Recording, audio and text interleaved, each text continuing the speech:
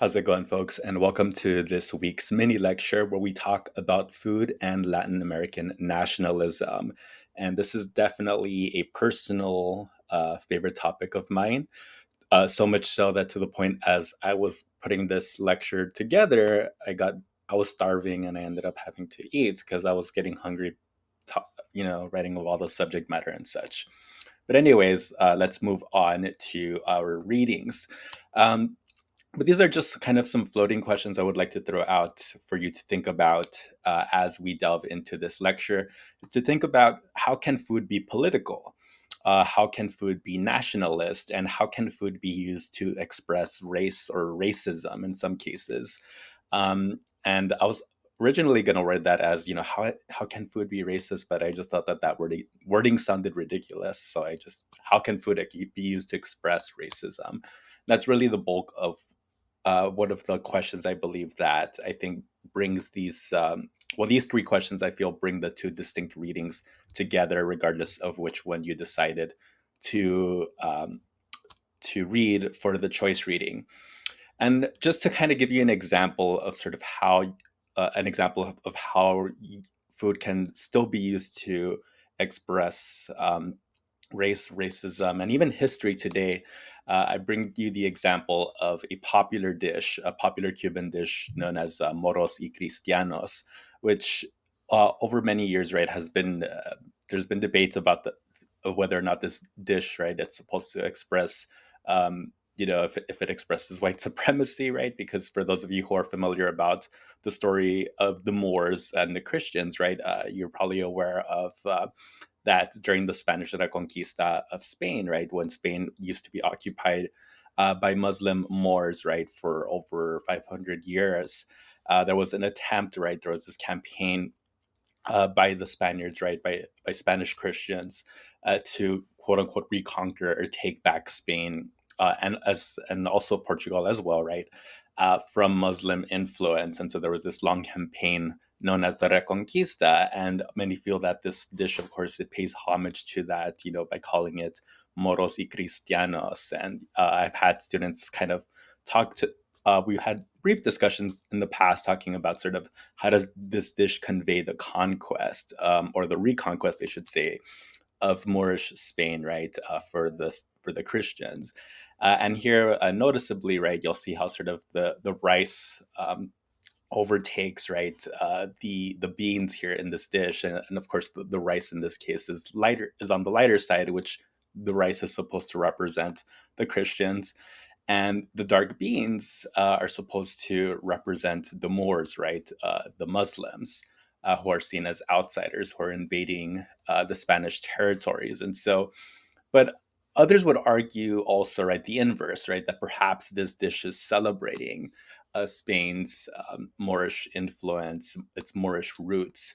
But regardless, this just kind of to give you an idea of how sometimes controversies can stem from food itself and its naming, more in particular. So for this mini lecture, I'll be talking about two of the assigned articles. First, we have Paulo Drinot's article, Food, Race, and Working Class Identity, Restaurantes Populares and Populism in 1930s Peru. And then I'll be concluding talking about Jeffrey M. Pilcher's article, or, or Tamales or Timbales, Cuisine and the Formation of Mexican National Identity from 1821 to 1911. So we're going to see how food is used for political means, as well as to engage in these discourses of race and nationhood. So the first article begins by talking to us about restaurantes populares, or popular restaurants in Peru, that began to take shape in the 1930s. And what exactly were these popular restaurants? These were restaurants that were run by the Peruvian state, and part of their purpose was to solve the urgent problem of the provision of, quote, easy, comfortable, and healthy nutrition for the masses, right? And we see that there was also sort of this political agenda, right, with creating these popular restaurants. They were a state run endeavor. they were meant to not only help produce jobs, but they were meant to sort of counteract any communist influence in Peru.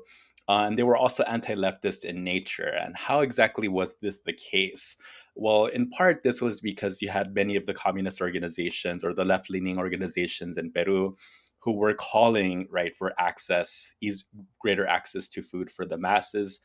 You had some organizations like the Communist APRA who even opened up their own cafeterias that provided free or low cost food to the masses. And as an interesting point, upon doing additional research for this lecture, I saw that online, APRA they still operate some of these these these popular restaurants today, known today as comedores populares, and so they're still operating some of these at a much smaller scale, of course, in comparison to the article. But nevertheless, right, we see that the legacy of these popular restaurants still continue today.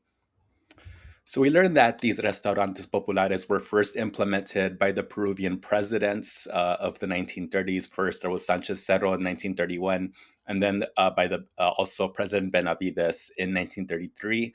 And so these were meant to help create jobs for the unemployed, and they also sought to help alleviate the pressure of the economy, which was in decline at this time. And by the 1940s, the mission of the restaurantes populares would eventually go on to evolve.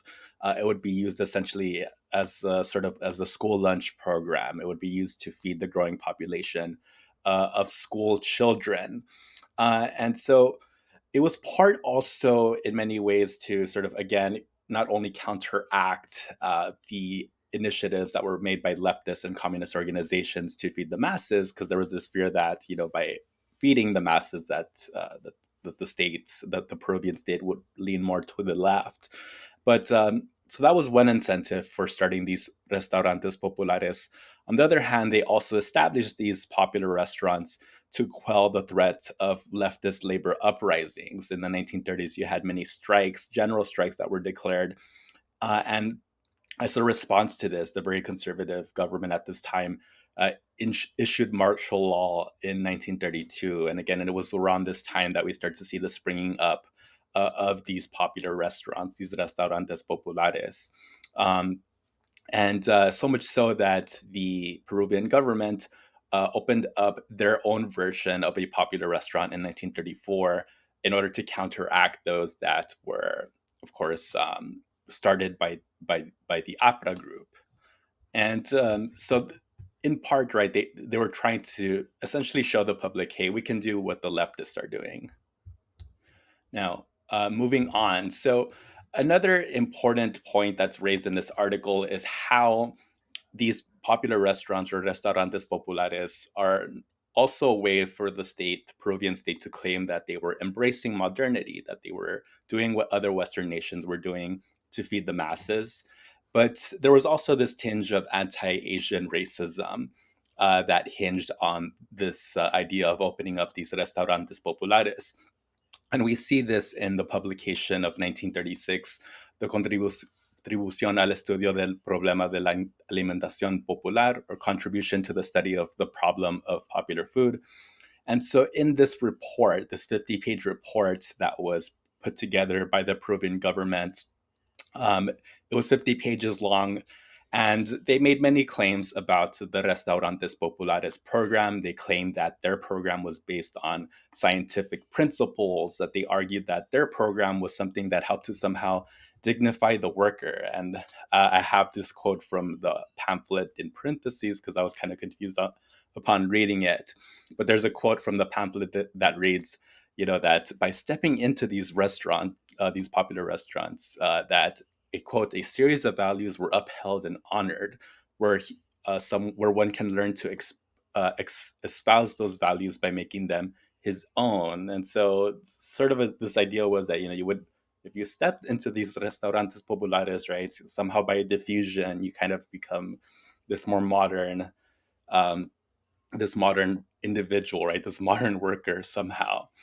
Um, and of course, many of the claims that were made by the restaurantes populares, they claimed that they were not only more strict, but that they had a more sanitary code of conduct, and anti-Asian racism, of course, was implied, right? Because again, Peru, in contrast to other Latin American nations, Peru has a very large Japanese migrant population, right? So you have many folks who migrated from Japan to Peru and started to open up their own restaurants. And for Peruvian xenophobes, especially those who are of the white criollo classes, they viewed the Japanese migrant population with suspicion.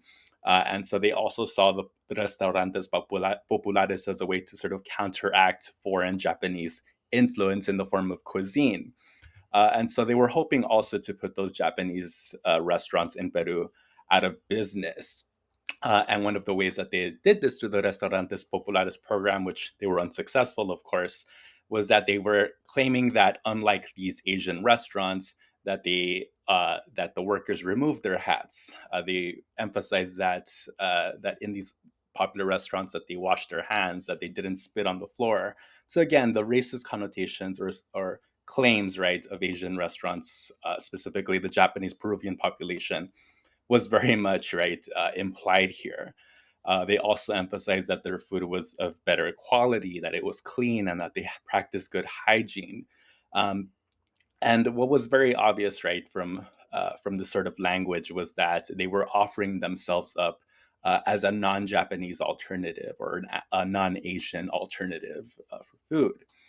But regardless, I think an important point that's raised here in the article is that regardless of whatever it was that the restaurantes populares were trying to espouse at this time, they did not undermine the popularity of Asian restaurants that apparently continue to do better from a financial standpoint. And we see that in that the restaurantes populares constantly expressed dread concerning them. And also for urban workers who were on the left, right? These folks who were more nationalist, they at least did not, well, in the long run, those who were part of the left did not embrace. We see that there was sort of that they embraced this idea of a collective Peruvian identity, so they did not embrace many of these racist associations that we see. Um, the restaurantes populares take, right? For the most part, these they do not endorse the anti-Asian racism that we see in the state programs. And so next, I wanted to move on to Jeffrey M. Pilcher's article, and I wanted to start off talking about this myth, the myth about the origins of mole. Um, and just kind of as a side note, of course, mole is not something that was necessarily simply born during the colonial period. There were, of course, indigenous cultures, especially in places like Puebla and among the Nahuas, especially, who had their own dishes, right? That we would refer to as mole today, right? Or but what has changed, right, since the colonial period is, of course, the mixing of old and new world flavors. And I use the term new world and old world, right? In quotation marks. I understand that those phrases are problematic, but anyways, we learned that there's this myth about the origins of mole that becomes popularized during the Mexican Revolutionary period in the 1920s. For those of you who are into food history, you might have heard this story yourself. And so it's according to this myth, it's relating to mole from the Mexican state of Puebla. So it's a history of mole poblano, right? And this tells us that in colonial Puebla, in approximately the year 1680, we learned that there was a nun by the name of Sor Andrea de la Asunción. She was, of course, a nun, and she was in the Dominican cloister of Santa Rosa. And it said that in the year 1680, she had allegedly combined the seasonings of both Old World foods and also chili peppers from Mexico in order to create this dish to welcome the viceroy who was visiting at this time, who had just been brought to the Americas, and that was Viceroy Tomás Antonio de la Cerda y Aragon. Um, and so it's said that she's sort of the one who helped to popularize, right, mole poblano, and it's because of her that we have mole as we know it today. Which again, there are elements of truth to this story. We don't know if she's exactly the very first person to create mole, because again, we could argue that mole, of course, does have indigenous origins, right, in terms of the dish itself. But an important point that's raised here is that mole becomes the sort of representative of Mexico's. It's it's embraced within Mexico's nationalist discourses about it being the land of the mestizos, of mestizaje, where indigenous and European elements blend together. And so mole comes to represent this vision of mestizaje that is also coined by the term cosmic race. And the term cosmic race, of course, comes from Jose Vasconcelos, who wrote a book by that name, and that espouses this myth of Mexico as being this land of mestizaje, of mestizos, people born of both European and indigenous ancestry. And granted, there are many issues with that terminology because, as folks have pointed out over the past few decades, right, is that the national narrative of mestizaje tends to erase Mexico's black, and it tends to, in many cases, continue to erase indigenous ancestry. And I would argue also Asian ancestry as well. Now, when it comes to the subject of popular culture, there's this question of, so what influenced these myths about Mexican food, specifically the myth that Mexican food is a product of mestizaje, specifically European and indigenous mestizaje. Well, on the one hand, you do have, of course, the rhetoric of mestizaje that comes to us from the work of Jose Vasconcelos, La Raza Cósmica, or the Cosmic Race. But you also have other influences. You have also the indigenismo movement that emerged in post-revolutionary Mexico. During this movement, you had many intellectuals and philosophers who were, as well as politicians, who were touting the importance of Mexico's indigenous populations, and emphasizing that it was important to recognize Mexico's indigenous traditions and, by extension, cuisines as part of the larger Mexican national history.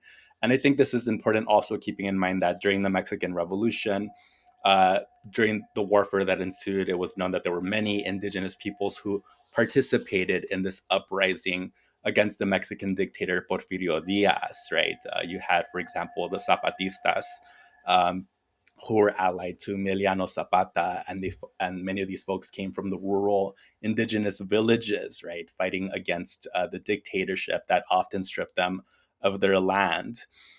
Um, we also see that not only is indigenismo this sort of this movement that emerges at this time, but you also see that the indigenismo movement, it also emerges in response as a countercurrent to Hispanismo. And what exactly is Hispanismo, or Hispanism? We could say. It's Hispanismo was this ideology that was embraced by wealthy Mexicans and also middle class Mexicans, that tended to be those who identified with their white or Spanish ancestry. And so these were folks who often were in favor of abandoning Mexican indigenous heritage in favor of Spanish heritage. And also, many of these folks, when it comes to the food realm, many of them were trying to adopt French cuisines and French ways of dress and life, for example.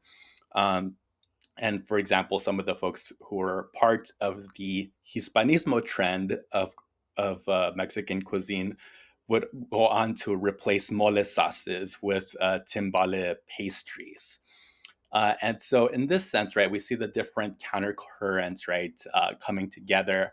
And what really brings these countercurrents together are middle class women who are writing these cookbooks. As we see that as we're going into the 20th century, it's really these middle class Mexican women who are writing these cookbooks